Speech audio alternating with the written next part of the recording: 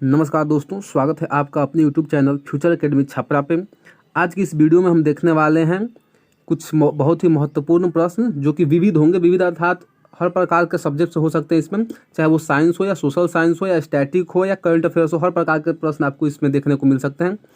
तो चलिए सेशन को स्टार्ट करते हैं और वीडियो को अधिक से अधिक शेयर कर दीजिएगा। और इस फ्यूचर एकेडमी छपरा चैनल को अगर आप सब्सक्राइब नहीं किए हैं तो सब्सक्राइब कर दीजिए।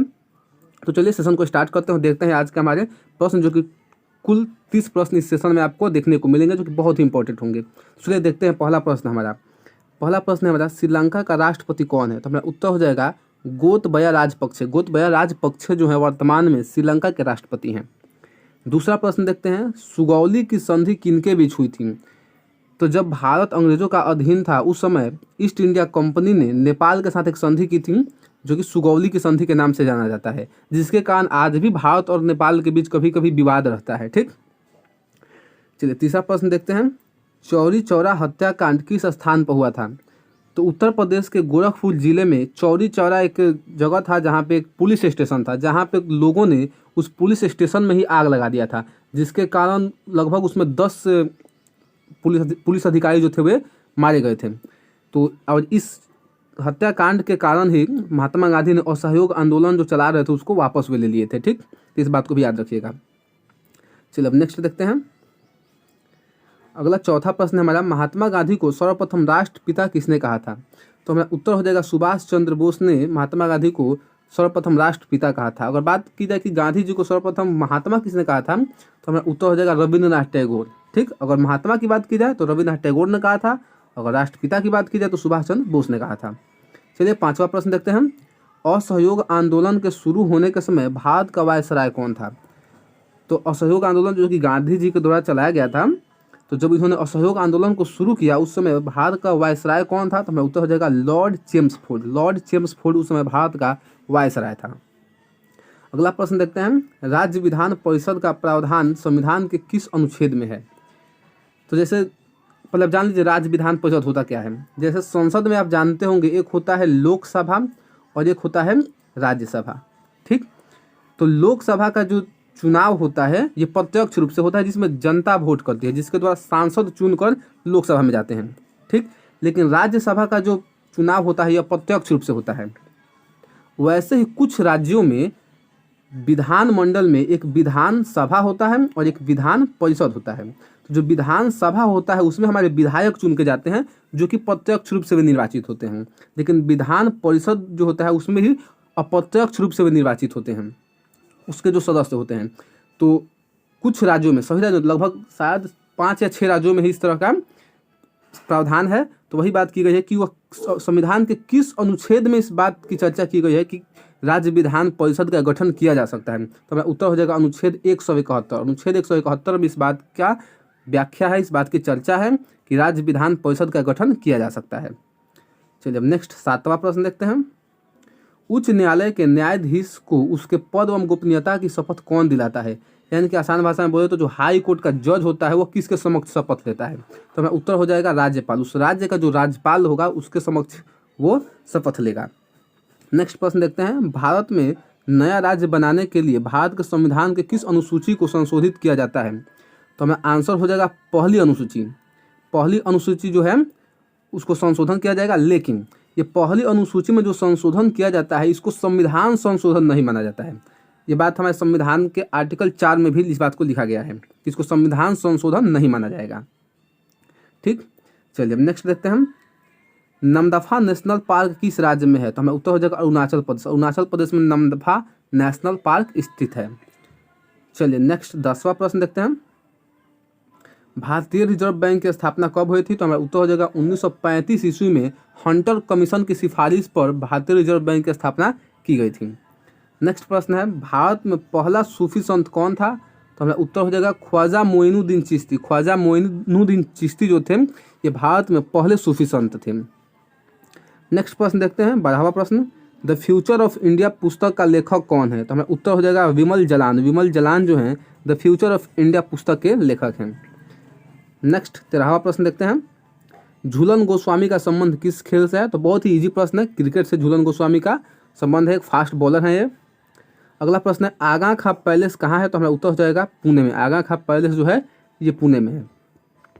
नेक्स्ट प्रश्न है 15वां प्रश्न, बाबर की मृत्यु कहाँ हुई थी, तो हमारा उत्तर हो जाएगा आगरा में। बाबर की मृत्यु आगरा में हुई थी। ठीक, चलिए नेक्स्ट देखते हैं हम। अगला प्रश्न है हमारा 16वां प्रश्न, इब्न बतूता किसके शासनकाल में भारत आया था, तो हमारा उत्तर हो जाएगा मोहम्मद बिन तुगलक। मोहम्मद बिन तुगलक के समय में, यानी कि दिल्ली सल्तनत में मोहम्मद बिन तुगलक के समय इब्न बतूता भारत आया था। नेक्स्ट 17वां प्रश्न देखते हैं हम, नाना साहब के नाम से कौन पेशवा प्रसिद्ध था, तो हमारा उत्तर हो जाएगा बालाजी बाजीराव। बालाजी बाजीराव जो थे ये नाना साहब के नाम से प्रसिद्ध थे। नेक्स्ट प्रश्न देखते हैं 18वां प्रश्न, मधुमक्खी पालन को क्या कहा जाता है, तो ये भी बहुत ही इजी प्रश्न है। इपीकल्चर। इपीकल्चर को हम मधुमक्खी पालन को क्या कहते हैं, इपीकल्चर कहते हैं। नेक्स्ट देखते हैं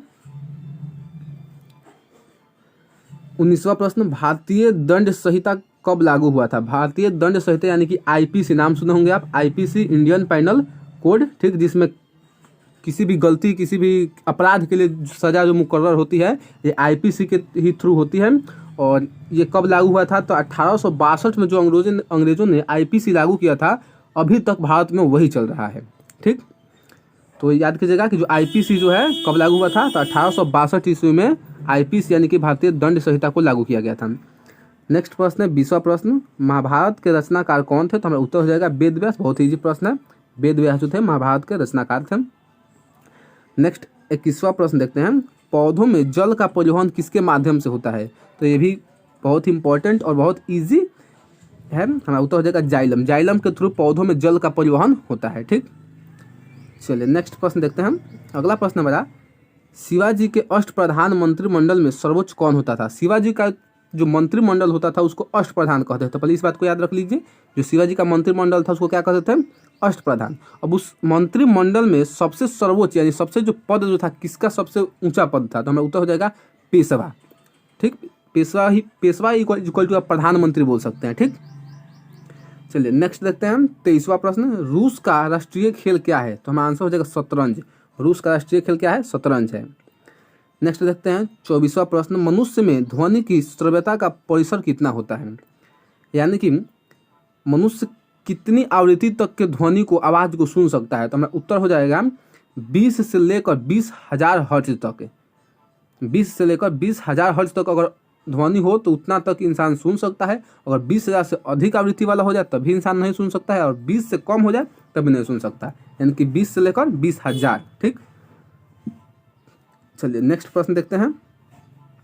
अगला प्रश्न है हमारा, प्राकृतिक रबर को सल्फर के साथ मिलाकर गर्म करने की क्रिया को क्या कहते हैं, तो हमारा उत्तर हो जाएगा वल्कनीकरण। वल्कनीकरण कहते हैं जब प्राकृतिक रबर, देखिए जो प्राकृतिक रबर होता है वो उतना मजबूत नहीं होता है, तो उसको मजबूत बनाने के लिए उसमें हम सल्फर मिलाते हैं। जब सल्फर मिलाते हैं तो और अधिक मजबूत बन जाता है, और इस क्रिया को ही क्या कहते हैं, वल्कनीकरण कहते हैं। 26वां प्रश्न देखते हैं, वायुमंडल में सर्वाधिक मात्रा में पाई जाने वाली अक्रिय गैस कौन सी है, तो हमारा उत्तर हो जाएगा आर्गन। आर्गन वह गैस है, अक्रिय गैस है जो कि वायुमंडल में सबसे अधिक मात्रा में पाई जाती है। नेक्स्ट प्रश्न देखते हैं हम, जल का घनत्व किस तापमान पर सर्वाधिक होता है, यहाँ पे किस होगा, किस तापमान पर सर्वाधिक होता है, जल का घनत्व किस तापमान पर सर्वाधिक होता है, तो हमारा उत्तर हो जाएगा 4 डिग्री सेल्सियस। जो 4 डिग्री सेल्सियस होता है सबसे अधिक घनत्व जल का यहीं पे होता है। ठीक, चलिए नेक्स्ट देखते हैं अब 28वां प्रश्न, 4 अप्रैल 1949 को स्थापित नाटो का मुख्यालय कहाँ स्थित है, तो हमारा उत्तर हो जाएगा बेल्जियम के ब्रुसेल्स में नाटो का मुख्यालय स्थित है। इसकी स्थापना कब हुई थी, तो 4 अप्रैल 1949 को। नेक्स्ट देखते हैं 29वां प्रश्न, राष्ट्रमंडल खेलों की शुरुआत कब हुई थी, तो हमारा उत्तर हो जाएगा 1936 ईस्वी में कॉमनवेल्थ गेम्स की शुरुआत हुई थी। नेक्स्ट देखते हैं 30वां प्रश्न, पश्चिम बंगाल में लोकसभा की कितनी सीटें हैं। हाल ही में पश्चिम बंगाल में चुनाव हुआ है, तो जानना जरूरी है कि वहाँ पे लोकसभा की कुल सीटें कितनी हैं, तो हमारा उत्तर हो जाएगा 42। ठीक, वहाँ पे लोकसभा की कितनी सीटें हैं, 42 सीटें। हालांकि वहाँ पे चुनाव जो हुआ है विधानसभा का हुआ था, फिर भी लोकसभा का जान लेते हैं 42 सीटें वहाँ पे। चलिए, तो इसी के साथ सेशन को समाप्त करते हैं। उम्मीद है आप लोगों को सेशन अच्छा लगा होगा और आपके लिए उपयोगी साबित होगा यह सेशन। तो आज की सेशन में इतना ही, मिलेंगे फिर आपसे जल्द ही एक नए सेशन के साथ। तब तक चैनल को सब्सक्राइब कर दीजिए और वीडियो को अधिक से अधिक शेयर कर दीजिए।